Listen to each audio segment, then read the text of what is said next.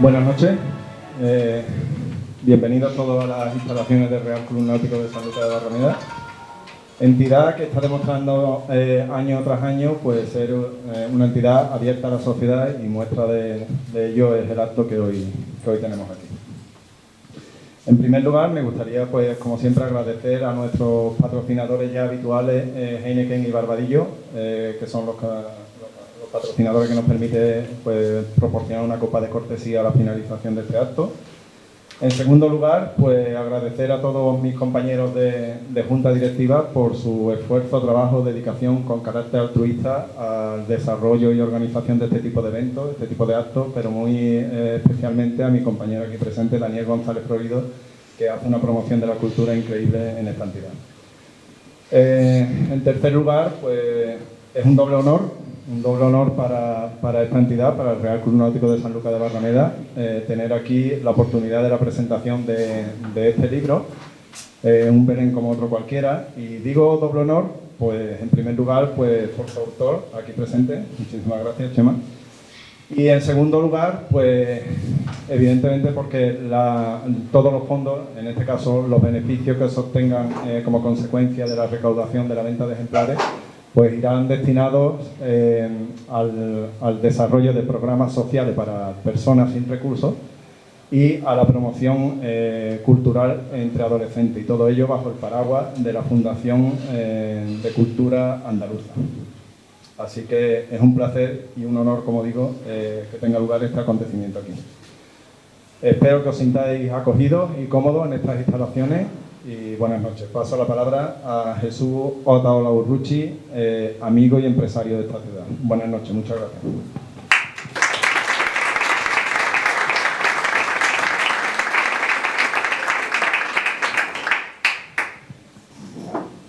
Una mascarilla, ¿verdad? Yo creo que para hablar mejor, ¿no? Sí, para hablar nos quitamos más.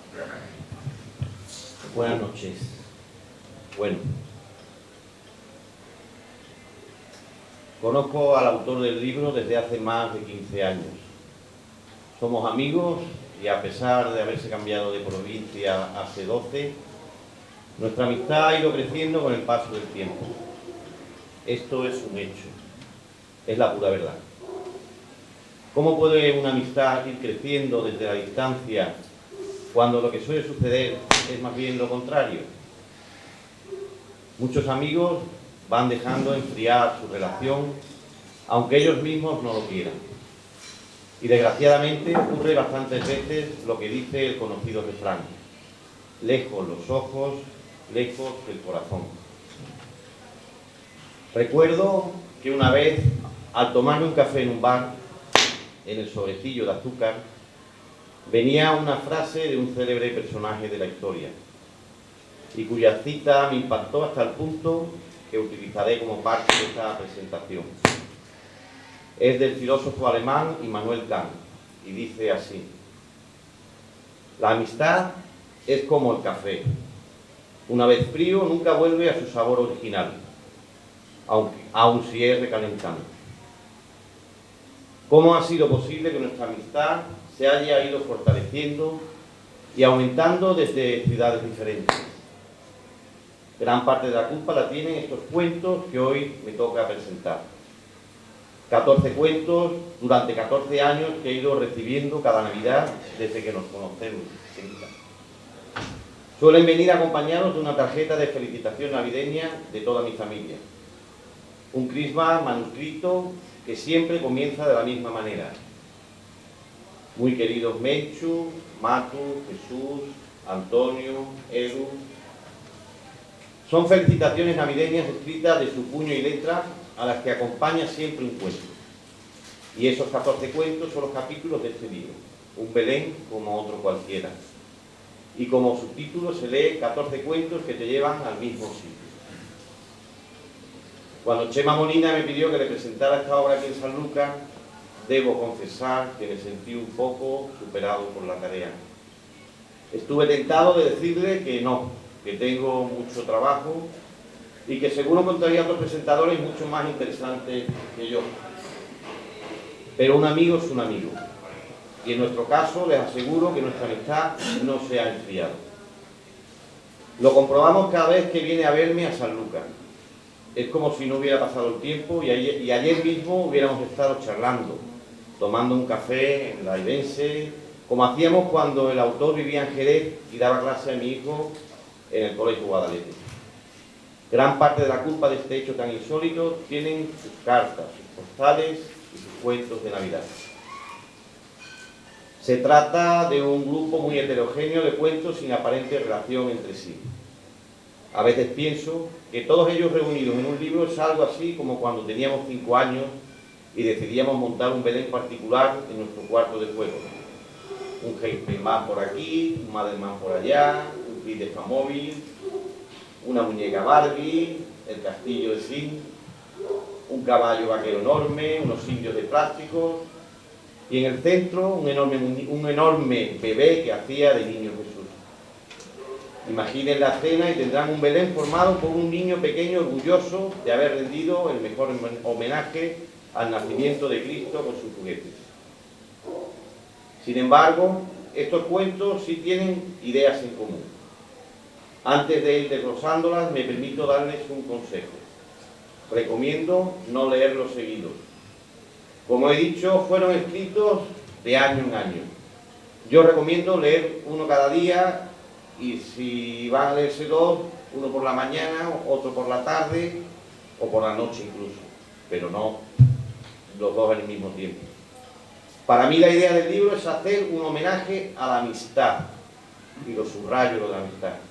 Una forma preciosa de conseguir no perder a los amigos que uno hace en su vida, cuando tienes que cambiar muchas veces de ciudad. Escribir cartas, postales, crismas, los mismos que escribían nuestros abuelos, aunque sea un poco más caro. Es el dinero que más a gusto deberíamos gastarnos cada año, ¿no creen? Y junto al Christmas, un cuento. Y digo más caro porque con las redes sociales de hoy en día no haría falta gastar nada, ni en sellos siquiera. Como vengo repitiendo, son 14 cuentos muy distintos. El libro está escrito para todos los públicos. Y aunque parece que no guardan relación ninguna, la amistad que me une al autor me ha llevado a atreverme a abusar de su confianza y a tratar de hacer una especie de clasificación por temas. Simplemente voy a aportar un par de ideas de cada cuento. Primero tenemos cuentos ambientados en la ciudad de Sevilla, que son 3 cuentecitos.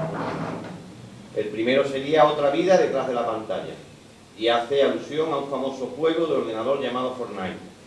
Un chico sevillano de 12 años está tan enganchado en ese juego que el asunto comienza a ser preocupante para toda la familia. ¿Logrará desengancharse? Tener encaje sin perder empaque. Ese es el segundo cuentecito. En este cuento, el autor parece haberse inspirado en algún torero real. Cuenta la historia de un torerillo desesperado que está a punto de cambiar el oro por la plata. El tercer cuento, Una pincelada rota, un viejo pincel. La historia transcurre en la Sevilla del siglo XVII. El protagonista del cuento es un pintor, propiedad de Murillo, que observa trabajar a su amo en el cuadro de la Sagrada Familia del Pajarito. Luego tenemos cuentos ambientados en la ciudad de Belén, otros 3 cuentos. Son cuentos que ambientan en la primera Navidad. Anahuín, el que más me gustó. Un pastor que ha perdido la fe y ve a su rebaño aquella primera Nochebuena. Teodoro, la verdadera historia, que muy poca gente conoce, del posadero de Belén. La Mari, un relato de una comadrona en tiempos de Jesucristo. Luego tenemos cuentos que tienen la solidaridad como protagonista, que son 5. Osás o El tiempo de Dios. Un inmigrante nigeriano y su odisea hasta llegar a España en patera con su mujer y un hijo recién nacido. Loli, una anciana, víctima de la violencia de un marido alcohólico, abandonada por sus hijas. Tía Fina, una profesora de arte que está a punto de morir en un hospital. Y la verdadera historia del muerto, un gitano condenado injustamente a cadena perpetua. Y por último, cuentos relacionados con la propia profesión del autor. Los 3 últimos cuentos. El poder del amor a través del recuerdo. Un fragmento del cuaderno de bitácora del barco de Ulises cuando trata de volver a su patria, Ítaca. El segundo sería Pagliaccio, un payaso de circo. A veces los profesores no tienen más remedio que parecerse a estos profesionales. Muchas veces tienen que pintarse la sonrisa en la cara porque su público lo necesita. La amiga de las nubes, una profesora de instituto y su relación con padres, profesores y alumnos. Espero que disfruten tanto de la lectura como hemos disfrutado sus amigos. Espero que disfruten de la lectura como él lo hace cada año escribiéndolo, pero sobre todo no permitiendo que la amistad se enfríe. Espero que estos cuentos les hagan entrar en una relación de amistad como la que me une al autor. Y si me permiten, por último, también recuerdo con mucho agrado mi querido Chema, cuando en una de nuestras conversaciones, al principio de conocernos, salió el tema de la poesía y te recité una que ahora te la vuelvo a recordar. Y decía así: el mar, la mar, sin olas conocidas. Y qué grande era el paraíso. Vestía sábanas de acanto de color violeta. Lúgubre y hermoso día, agua el río de manantial hastío que desprende su cauce destilado hacia las piletas.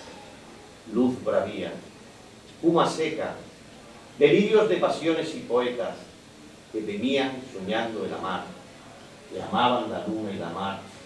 Luz en sus vidas, agonizantes, sin temer a ser vistos, pensadores y enemigos de su locura. Locura al seguir viviendo, sufriendo y vertiendo su sufrimiento en la gran habitación oscura. El mar, la mar, sin olas conocidas. Como para Alberti, el mar puede simbolizar todas las cosas: la alegría, la tristeza, el desastre, el amor y la amistad, por supuesto.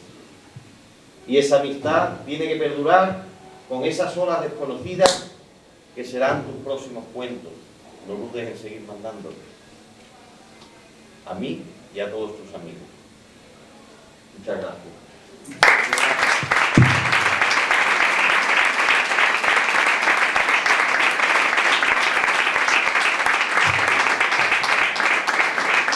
Tiene la palabra don César Jurado. Gracias, Jesús. Buenas noches. Agradecer en principio al Real Club Náutico que nos haya dejado presentar aquí este libro, a su presidente, a Chema por confiar en nosotros, en Jesús y en mí, para hacer esta presentación, y sobre todo a todos vosotros, porque en una noche tan desapacible, pues la verdad es que no esperábamos a casi nadie, pero en fin, pues nos vais a acompañar y espero que pasen ustedes un rato pues muy agradable. Bien, 14 cuentos. La palabra cuentos, en un principio, da una sensación vaga. Parece como que es un género menor, y no lo es. Desde Adán hasta mis sobrinas, que están por ahí, Laura y Martina, el hombre ha contado cuentos, cuenta cuentos y está deseando a la vez oír esos cuentos. ¿Por qué? Los cuentos han sido la arcilla con la que se han modelado los espíritus a través de muchas generaciones. Si imaginan desde el libro del Éxodo, cuenta la historia de Moisés. Finkelstein y Silverman, que son dos autores norteamericanos, han escrito la Biblia desenterrada. Ya en ellos dicen que es una ciencia ficción, que no hay tal realidad, o sea que es un cuento. Ustedes imagínense la historia, que recordarán todos, cuando Moisés es puesto en una cesta de mimbre por su madre para que atraviese nada más y nada menos que el río Nilo. Al otro lado hay una princesa que recoge la cesta, pero una nodriza ve que al niño lo envuelve una saya hebrea. Esto era porque había una matanza de inocentes y Moisés iba a ser salvado de las aguas. Cuando lo recoge la princesa, lo educa. El hijo, el hijastro en este caso, llega a convertirse pues, en el más grande matemático, en el más grande arquitecto, en el mayor guerrero. Hasta tal punto que el padrastro decide dejarle en herencia el mayor imperio del mundo a Moisés. Pero he aquí que él descubre que es judío. Y entonces opta por salirse de ahí, rechazar el mayor imperio del mundo y volver con su pueblo. Es una historia sobre el nacionalismo. Si esto lo tuvieran los vascos, sería algo verdaderamente para ellos genial. Y no solamente eso, en el cuento hay una textura veterotestamentaria de un Dios que verdaderamente es alguien execrable. ¿Por qué? Porque hay una plaga y parece que a ese Dios no le importan ni los niños egipcios, ni los niños o las mujeres o los mayores, sino que él manda plagas de mosquitos, tábanos, convierte el agua en sangre. Es más, manda el ángel de la muerte. El ángel de la muerte va a pasar y los niños judíos se van a salvar porque van en los dinteles de las puertas, van a colocar un símbolo que les va a indicar al ángel que tienen que pasar porque el niño no es judío, es judío y por tanto va a pasar de largo. Es lo que celebramos como la Pascua. Ese cuento, esa historia, está también contada por el Chema Molina León de entonces. Él cuenta esa historia, pero esa historia tiene una fuerza verdaderamente universal. No hay probablemente mayores autores de cuentos, poemas y teatro que hayan influido en el mundo más que ellos. Por tanto, los cuentos tienen una sustancialidad difícilmente igualable. Parece que son 14 cuentos que cuenta Chema Molina León. Y es una cosa menor, de menor nada, es grande. Para escribir un libro, casi sea cual sea, querido Chema, hacen falta 3 condiciones. La primera, tener una inteligencia superior. Tienes que cotejar datos, archivarlos, filtrarlos, depurarlos, y tú lo has hecho muy bien, y ofrecérnoslo.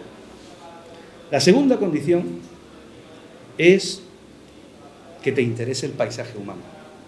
Como ha dicho antes Jesús, y ha hecho pues, un recorrido por todos los personajes del libro, porque le interesa el hombre, porque le interesa qué es lo que le sucede. Y en tercer lugar, una bonomía, un espíritu pues generoso, porque sabemos, los que a esto de una u otra manera nos dedicamos, que es muy difícil que vayas a recibir unas recompensas económicas divinas. Por tanto, es un acto de amor, es un acto de entrega por tu parte, de regalarnos esa historia, porque escribir es muy duro, viene de escribiere, y escribiere es cuando Dios supuestamente punza, araña, raya la piedra, ¿no? Y de ahí viene la palabra escribir. Por tanto, es un acto muy, muy duro. A mí me ha sobrecogido, dice Carmelo, en su excelente prólogo, que hay que tener conocimientos neotestamentarios para entender el libro. Bueno, yo no creo que haya que tener un conocimiento excesivo, pero es verdad, porque el libro está trufado enormemente por un conocimiento muy amplio que tiene el autor sobre el Nuevo Testamento. El Nuevo Testamento es probablemente la colección de 27 libros que más han influido en el mundo. Hay 2.000 millones de personas que giran en torno a los libros que se escribieron en esas fechas. Cuando Papías de Hierápolis, en el año 150, los editó por primera vez, y la influencia es absolutamente, pues, descomunal. No ha habido nada igualable. Y tú, pues, lo señalas con mucha eficacia, parafraseas muy bien Primera de Corintios cuando habla con los abuelos, ¿no? Cuando habla de la Mari, ¿no? Y citas también a San Mateo. Es verdad, es así y está muy bien. ¿Cuál es el tema del libro? Lo ha apuntado antes Jesús. Es el amor al prójimo. Es lo que este hombre siente en su corazón. Es amar al prójimo. Estilísticamente hay que decir que el libro está muy bien escrito. Está cuidadísimo, pulcro, conciso, va al detalle. Digamos que rueda al pie y cortito, pero bien. No hay en ningún momento oscurantismos, exceso de proposiciones subordinadas. El libro, lo ha dicho Jesús también muy bien, es para todos los públicos. Tiene esa cadencia, tiene ese peso, ¿no?, fundamental. Los personajes que aparecen a mí me tienen sublimado el espíritu. Keka, me he enamorado de ella, como no puede ser, y en un día como hoy, sí, porque Keka supone una cosa que yo he advertido hace poco, y algún amigo con el que hemos estado estos días. Yo creo que el exceso de sol produce cretinez, fanatismo, intolerancia. Y las nubes, me parece, en los países nórdicos, que son más amables, más educadas, más correctas. Entonces, de ese pasaje me he enamorado, como voy a demostrar al final, cuando termine mi disertación. El gitano, que he dicho antes, que es un personaje, además tiene ese toque humor sevillano, porque es que resucita el personaje. Y entonces el gitano, pero claro, ¿quién se lo va a creer de un gitano, no? Dices, al final, Osas, que es un negro nigeriano que efectivamente confunde su oficina con un semáforo de la calle Betis, ¿no? Y la Mari, la Loli. Por tanto, estos personajes, a mí la Loli me ha parecido un personaje muy actual, una mujer maltratada, no solamente ya por su marido, sino también por sus hijos. Y es un personaje muy, muy, muy actual. Y luego haces una galería de ellos, la tía Fanny, tus abuelos, ¿no? Es un libro muy, muy, muy generoso. Cuando me dijiste la primera vez que eras profesor de literatura universal, se me vino a la cabeza, en la Universidad de Cambridge, donde yo intervine en una ponencia, en una de las sesiones de hispanismo, encontramos un profesor de literatura universal. Y había algo que a mí me llamó la atención y que quiero también dedicarme. Él se llamaba Sir Walter Reading. Sir Walter Reading era un viejo profesor que tenía que decir o escribir un libro de cuentos o un discurso a sus alumnos en la etapa final de su vida académica. Entonces se hizo muy amigo de Thomas y se fue a la National Library a prepararse, a leer mucho. El bueno de Thomas era un ordenanza, era un portero de allí, y le dijo a Sir Walter que él quería andar por la National Library y descubrir los entresijos de ello. Bueno, le dijo, pues ven conmigo, vamos a dar un paseo. Se fueron hasta la sección de historia y el ordenanza le dijo, qué maravilla, ¿no? Aquí está la historia. No, le dijo Sir Walter, aquí está la historia que el hombre, con mucho esfuerzo, ha logrado archivar, ha logrado acaparar, ha logrado juntar. Pero no toda la historia, y la historia dependerá de quién la escriba, cómo se contó, cuándo y dónde. Pasaron a la sección de Derecho. Aquí está el derecho, ¿no? La casuística jurídica no está aquí dentro. Falta todavía por trabajar más posibilidades y entonces hay que universalizar más todavía la cultura. Llegan a Dios y entonces a la religión, y allí en la religión le dice, aquí está Dios. Dice, no, aquí está lo que el hombre ha escrito sobre Dios. La ordenanza le dice, oiga, Dios es bueno, no lo sabemos. Lo que el hombre ha escrito sí dice que Dios es bueno, pero que Dios no. Dios es universal, no lo sabemos. Lo que sí sabemos es el concepto que hemos heredado de los Chemas Molinas del mundo, que han escrito que efectivamente es universal. Es el concepto lo que hemos heredado. Entonces, no, dice, porque Dios vive en un texto.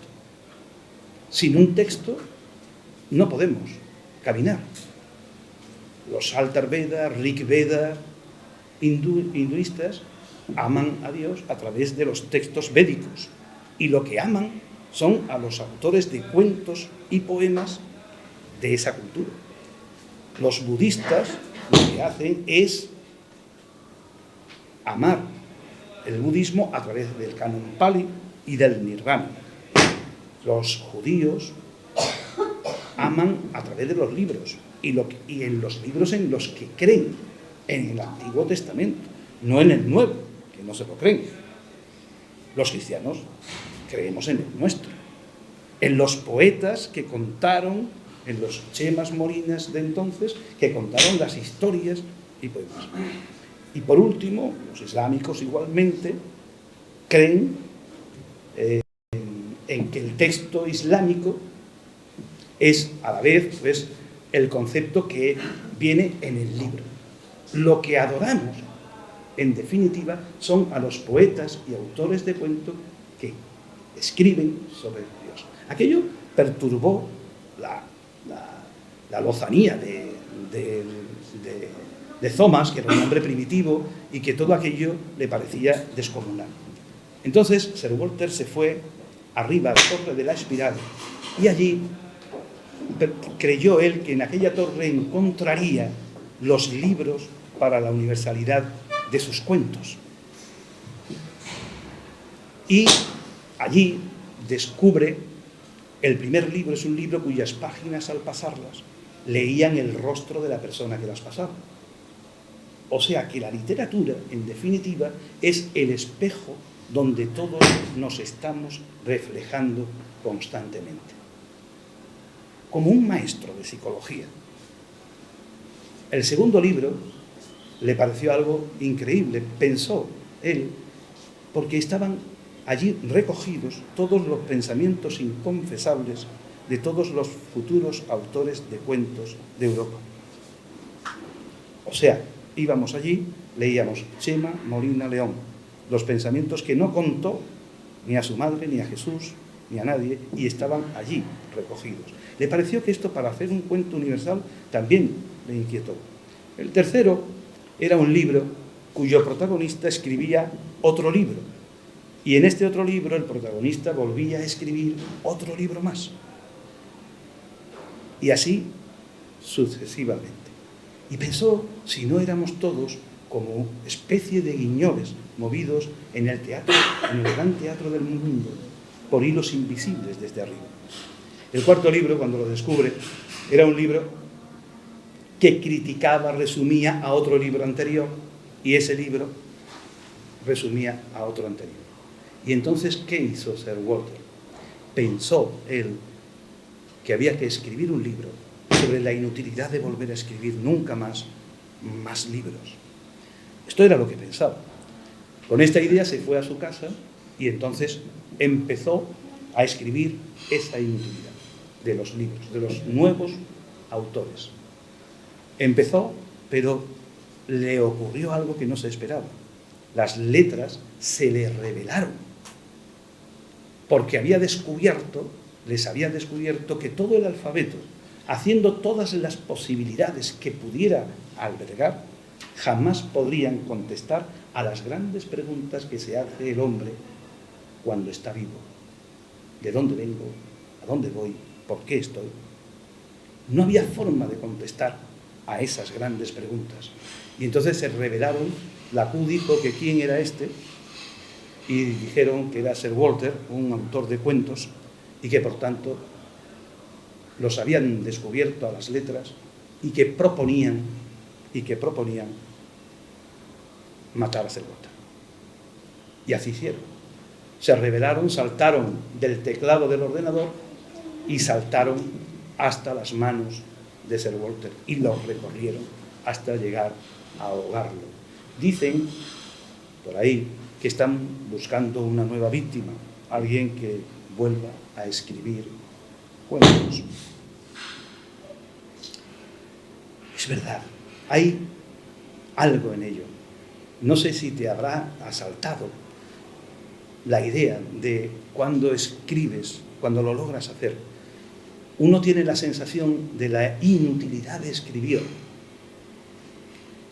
Cuando ya Aristófanes, Homero, Virgilio, Plauto, Terencio, Shakespeare, Cervantes, Dostoyevsky, Proust, García Márquez, Borges, ¿qué se puede decir? ¿Podemos escribir? Cuando leí los 14 Belenes, me di cuenta de que sí. ¿Y por qué? Porque Chema Molina dice en el cuento que abre esta sinfonía, esta obertura, que titula muy acertadamente Mi pincelada rota. Es su visión del mundo, su acento, su ritmo, su sangre, su ser, y está volcándolo ahí. Y eso es necesarísimo. Sir Walter no tiene razón cuando dice que no hay que volver a escribir más libros, porque ninguno de ellos pueden contestar a las grandes preguntas del hombre sobre la tierra, pero sí pueden darle contestación a las pequeñas cosas, al abuelo, a esos personajes que trata Chema Molina con tanta dulzura, con tanta ternura, con tanto amor, porque fundamenta su obra en el amor al prójimo. Y eso es siempre bienvenido, querido Chema. Haz muchos Belenes. Y para competir con mi prologuista, voy a decir yo algo también, porque en ese momento me emocionó. Tu madre, que es profesora de Historia del Arte, recordará a uno de los mejores pintores románticos del siglo XIX, Caspar David Friedrich, el paseante entre las nubes. Podría haber filmado él Keka, la amiga de las nubes, que dice así Chema Molina, no se lo pierdan, léanlo en ese cuento fantástico. Nubes, ¿por qué huís, incansables viajeras? Nómadas sois, ay, queridas nubes. Sois algodones en el azul querube, refugio de vencejos y cometas. Hoy, en este poema que os escribo, sois mi musa, sois vida, sois reflejo. De lo alto, sois excusa para soñar cualquier anhelo. Blancas sábanas y almohadas en el cielo. Por favor, quedaos siempre conmigo. No estéis lejos. Gracias por vuestra atención y por vuestra paciencia.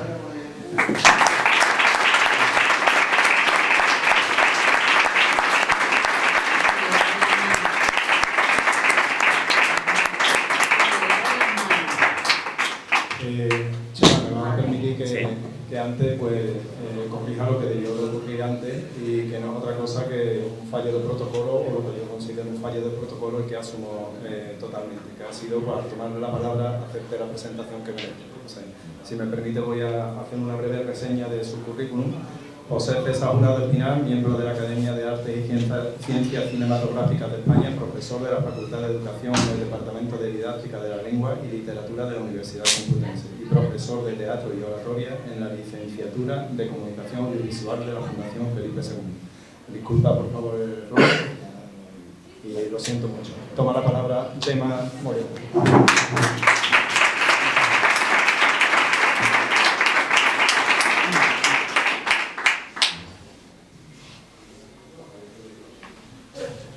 No sé cómo hacer con el micrófono y con los papeles, pero bueno. Gemma, intenta, si lo dejas en el atril del micrófono, lo dejas caer de lado. Igual, Así, por ejemplo. Así, por ejemplo. Mucho mejor. Lo que pasa es que como tengo que pasar las páginas, pero bueno. Aquí, esto es como las familias numerosas. Siempre cabe más gente. Quiero dedicar mi intervención a una persona muy querida para mí, que ahora también asiste a este acto y me acompaña desde el cielo de una forma mucho más cercana. Me refiero a José María Gallardo López, antiguo compañero de trabajo del Colegio Guadalete. A la Virgen de la Caridad, con quien estarás ahora disfrutando, te encomiendo especialmente y como los toreros, te brindo esta faena sanluqueña. Va por ti, amigo. Antes de comenzar, quiero lanzar un mensaje a mis alumnos aquí presentes y a algún antiguo alumno que yo me sé. Mi intervención durará alrededor de 20 minutos, por tanto, os pido paciencia y unas cuantas dosis de comprensión. Agradezco de todo corazón al Real Club Náutico de Sanlúcar de Barrameda, especialmente a don Juan Luis Guerra Ceballos, su presidente, y a toda su junta directiva por su amable acogida. A Pepe Medel, que no lo veo ahora mismo, ahí está, siempre en la sombra, compañero de trabajo y amigo por sus gestiones y acierto a la hora de elegir esta sede, a la editorial Es Poesía de Barcelona, más en concreto a su fundador director Javier Rocático, y como no, a los dos presentadores de altísimo nivel que he tenido. En primer lugar, a Jesús Otaloglucci. Siempre he considerado a Matu, como le llamamos sus amigos, como un referente moral. Es un empresario de raza que ha sabido adaptarse con creatividad e inmenso espíritu de sacrificio a los vaivenes a los que nos sometió a todos la última y tremenda crisis económica.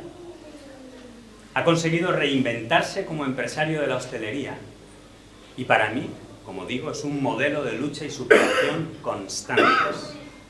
Es más, siempre ha encarnado ese espíritu de conquista de una ciudad como esta, que ha visto nacer a tantos emprendedores y desde la que se inició nada menos que el descubrimiento de América. Y claro, hablar de Matuti es hablar de Menchu. Una mujer de bandera con una entereza y elegancia muy por encima de la media. Aprovecho que está aquí ahora para echarle algunos piropos más, con permiso de su marido, porque ella se lo merece. Es una madre, así, con letras mayúsculas, que refleja perfectamente el importante papel de la mujer en la actualidad. Esto es algo que siempre he admirado de Sanlúcar. A mí me recuerda a la fuerza y autoridad moral que los italianos atribuyen a la figura de la mamma, como ellos dicen. No es fácil ser el principal protagonista de cualquier empresa, pero pocas cosas tan difíciles hay en esta vida como saber ser el número 2. Menchu es inteligente como ella sola y gran amante de la cultura. Sabe estar en la sombra, apoyando siempre, siempre sonriendo, cuando su categoría humana le hubiera permitido brillar de manera deslumbrante con luz propia. Siempre he pensado que los diamantes no hay que ir a buscarlos a Sudáfrica. Los tenemos aquí y los vemos a diario. Muchísimas gracias, Menchu y Matu, en nombre de todos. Y en segundo lugar, a José César Jurado Espinal. Desde que te pedí que me presentaras, a pesar de que no nos conocíamos de nada, todo han sido facilidades, ánimos y apoyo incondicional. Muchas gracias, César. Veo que eres un enamorado de la cultura y un humanista de raza, un intelectual nato que aprecia el valor de los relatos. Y es que el país que no tenga leyendas, escribió un poeta, está condenado a morir de frío. Y un filósofo añadió, el pueblo que carezca de mitos ya está muerto. Mitos y leyendas son parte esencial de la memoria colectiva y están en el origen mismo de la literatura. Intuyo, sin conocerte aún, César, que encarnas ese espíritu tan sanluqueño de hombre que sabe soñar, y quizá por ello hayas enganchado tanto con estos cuentos. Muchas gracias a ti, de todo corazón. Gracias también a todos y a cada uno de los asistentes al acto por vuestro apoyo y cercanía. Agradezco finalmente a todos mis amigos la oportunidad de haberme permitido escribir estos cuentos para felicitarles la Navidad año tras año. Quiero comenzar mi intervención citando a Mircea Eliade, filósofo y novelista rumano, profesor de la Universidad de Chicago, fallecido en 1986, quien, hablando de la importancia de los símbolos para el hombre, decía: tanto en las trincheras de Stalingrado como en los campos de concentración nazis y soviéticos, los hombres y las mujeres cantaban romances y escuchaban historias, llegando al punto de sacrificar una parte de su escasa ración de comida para darse ese pequeño placer. Historias que no consistían en otra cosa que en mitos, y esos romances no estaban llenos de otra cosa sino de nostalgias. En muchas ocasiones, el cuento literario ha tenido que soportar el apodo de género de catacumbas, algo casi secreto, minoritario y efímero. Con un Belén como otro cualquiera, trato de ofrecer al lector algunas piezas de un puzzle que pretenden llevarle al mismo sitio. ¿A qué sitio? Solo lo adivinará quien sea capaz de unirlas todas y pararse a pensar. Estos cuentos, esbozos de literatura que caben en 2, 3 o 4 páginas, fueron escritos, como he dicho antes, para felicitar la Navidad a mis amigos. Y si quieren redescubrir de nuevo el poder de la amistad, miren ahora a su alrededor. ¿Les doy permiso? Demasiado bien sé que este poder extraordinario de convocatoria lo han conseguido ellos, mis amigos. En serio. Como digo, nunca pensé en reunir estos cuentos en un libro. Y lo hago ahora porque compruebo que actualmente el cuento, o mejor dicho, el contar, es un arte que está volviendo a ponerse de moda. Digo esto por mi propia experiencia como profesor. En realidad, da igual la materia que se imparta. Lengua castellana, historia, urbanidad, ética, filosofía, literatura universal o historia de la filosofía. Desde hace más de 25 años, siempre empleo los 10 primeros minutos de mis clases en dar de leer a mis alumnos. Antes de explicar en qué consiste esto, debo confesar que es mi momento favorito de cada clase. Este tiempo mágico discurre así. Llego a clase, dejo mis bártulos sobre la mesa del profesor, tomo el libro entre mis manos, les miro, sonrío y, sin decir nada a los alumnos, comienzo a leer en voz alta. El silencio del joven auditorio es impresionante, créanme. Ahí están. Ellos se dan cuenta de que ahí se está produciendo algo importante. No saben bien lo que pasa, pero perciben que es algo especial. Mientras les leo, no les pierdo nunca de vista.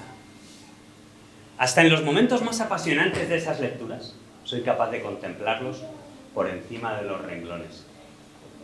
Y esto lo hago desde el primer día de clase hasta el último. Imaginen una clase de adolescentes. Sí, adolescentes de esos que están deseando divertirse, que les dé el aire, salir al patio, desconectar o ver a su chica. Un aula de unos 35. Alumnos de todo tipo y pelaje a los que evidentemente no les gusta leer. Es lo que compruebo durante esa primera clase. A ver, ¿a quién no le gusta leer? Generalmente contemplo un bosque de manos levantadas.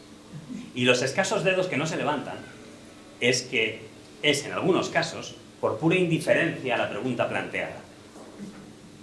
Así de apasionante es la edad del pavo. Pues bien, responde este profesor, como no os gusta leer, soy yo quien os va a leer. ¿Estáis preparados?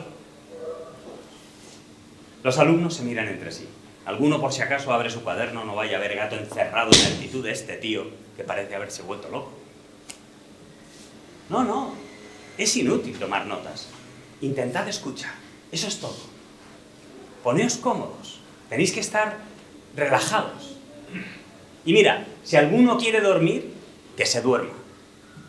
Siempre me pasa que los más rebeldes apoyan en ese momento sus cabezas sobre los brazos cruzados en actitud provocadora, como diciéndote sin palabras: muy bien, tú lo has querido, te vas a enterar. Y yo sonrío y pienso para mis adentros: Angelito mío, tú vas a ser el primero que, con la ventaja añadida de tener los ojos cerrados, antes va a morder este anzuelo. Y me limito a leer. Gratis. Y noto cómo mis alumnos se van relajando poco a poco. Yo también. Novelas enteras, relatos, cuentos, poesías, mitos griegos. En el fondo sé que da igual, porque en ese preciso momento vuelvo a comprobar un secreto que parece olvidado cada vez por más gente. El ser humano está hecho para escuchar relatos. Al terminar mi lectura, pido al auditorio un título creativo sobre, pongamos que sea el caso, el microrrelato leído. Siempre en este último caso me piden que vuelva a leerlo otra vez. Y yo les digo entonces que ahora que ya conocen el final, con mi segunda lectura llega el momento de disfrutar de la forma en la que está escrito. Y entonces se produce el milagro. Comienza a desfilar un aluvión de títulos, algunos un poco cursis, pero todos propuestos con mucha convicción. Yo anoto cuidadoso los 2 o 3 mejores. El alumno creativo gana un 10. Y al profesor se le abre una perspectiva diferente y genial sobre el contenido del texto leído. Los títulos elegidos quedan anotados a lápiz al margen de cada pieza. Y a mí me sirven para quedarme rumiando durante el resto del día aquella nueva y original visión de ese cuento. Y al cabo de unos meses, estos adolescentes comienzan a leer. ¿De verdad? Suele ocurrir así. El día menos esperado, cuando vas andando cargado de cosas por un pasillo hacia una nueva clase, el alumno menos pensado se pone a andar disimuladamente a tu lado. Y como de soslayo, entre susurros, va y te pregunta: ¿podría usted prestarme ese libro, por favor? Tú se lo pasas fingiendo que se lo das en secreto, procurando que nadie os vea. El alumno desaparece y el profesor sigue su camino con una imperceptible sonrisa en sus labios. Y comienza a propagarse el incendio. Se cuentan unos a otros, sin hacerse spoiler, claro está, por qué ese libro está guapísimo, en pare, arte caso. Unos a otros se los van pasando de lector a lector, y cuando quieres darte cuenta, el asunto se te ha ido de las manos y se ha convertido en una epidemia con un efecto viral parecido al de Internet.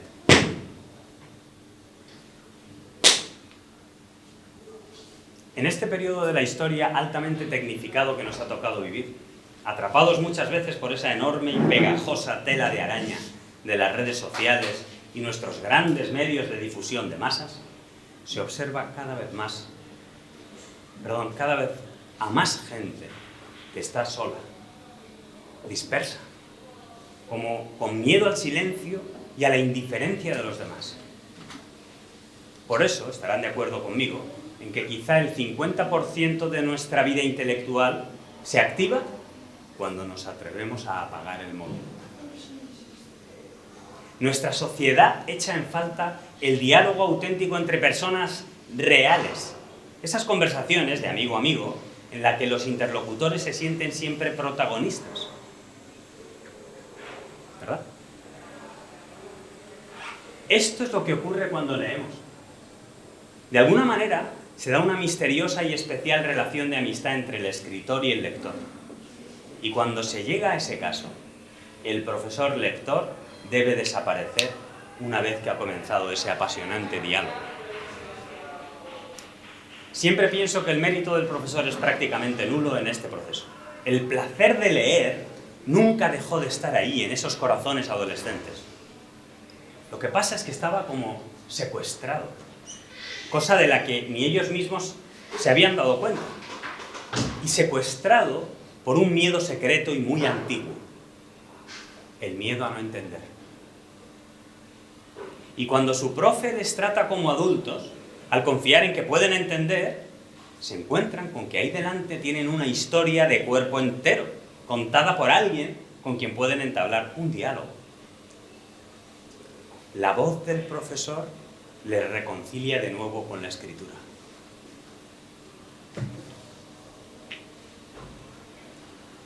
¿Es realmente tan difícil leer? ¿De dónde saco yo tiempo para leer? ¿Leer? Ya me gustaría, pero entre el trabajo, los niños, la casa, nunca encuentro tiempo. ¡Ah! ¡Cómo envidio a la gente que tiene tiempo para leer!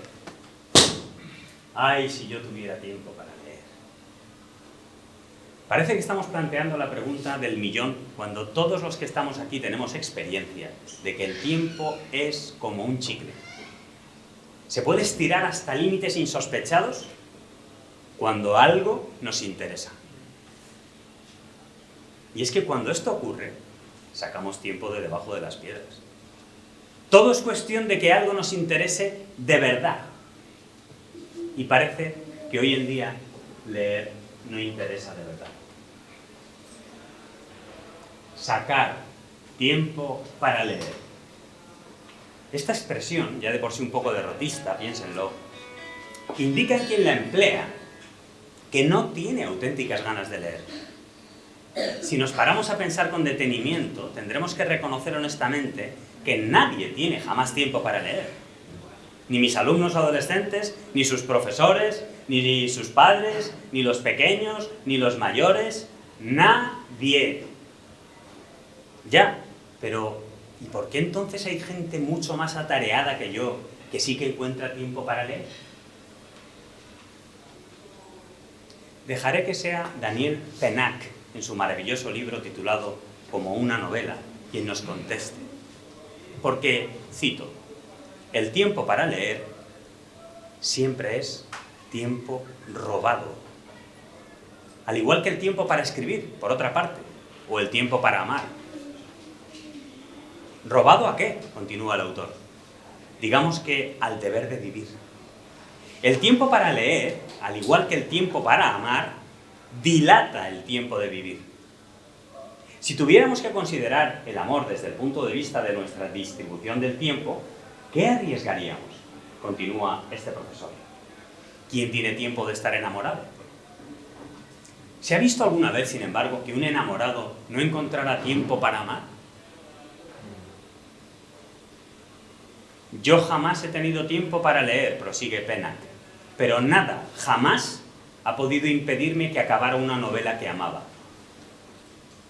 La lectura, y aquí termino esta larga cita, no depende de la organización del tiempo social. Es, como el amor, una manera de ser. Y aquí termino la cita. Y como si de un vaso de agua se tratara, ese lector devorador de libros comprueba que tarde o temprano ese vaso se llena y comienza a rebosar, inundando todo lo que tiene a su alrededor. Y entonces se siente una necesidad imperiosa de ponerse a escribir. Porque leer nos lleva de la mano a pensar sobre nuestra propia vida. De ahí a decir lo que uno piensa, hay un solo paso. Y si uno es honesto consigo mismo, tratará además de vivir lo que pone por escrito. Escribir lo que nos pasa si uno es sincero, es decir, si uno es capaz de escribir con el corazón en la mano, nos ayuda a conocernos. Cada uno de los cuentos de este Belén, como otro cualquiera, pretende ser una obra abierta en la que el lector es quien debe adquirir más protagonismo. Estas piezas de puzzle, estas figurillas de Belén, como ha dicho Matuti, no tienen relación aparente entre sí. Pero hay un hilo conductor que entreteje todos estos personajes. Desde uno de los pinceles con que Murillo pintó su sagrada familia del pajarito, pasando por el cronista de la Odisea de Ulises, un payaso de circo, una profesora de primaria, una ama de casa, una anciana abandonada, un torerillo desesperado, un inmigrante o un gitano condenado a cadena perpetua. Todos tienen ese valor tan navideño de la familia como telón de fondo. ¿Son cuentos o relatos? ¿Fábulas? ¿Crónicas o leyendas? ¿Es realmente posible definir un género de este tipo sin que el concepto presente fisuras? Después de muchos años tratando de enseñar literatura, compruebo que el arte de la letra se nos muestra a veces indefinible, como mostrando resistencia a dejarse encasillar en moldes preconcebidos.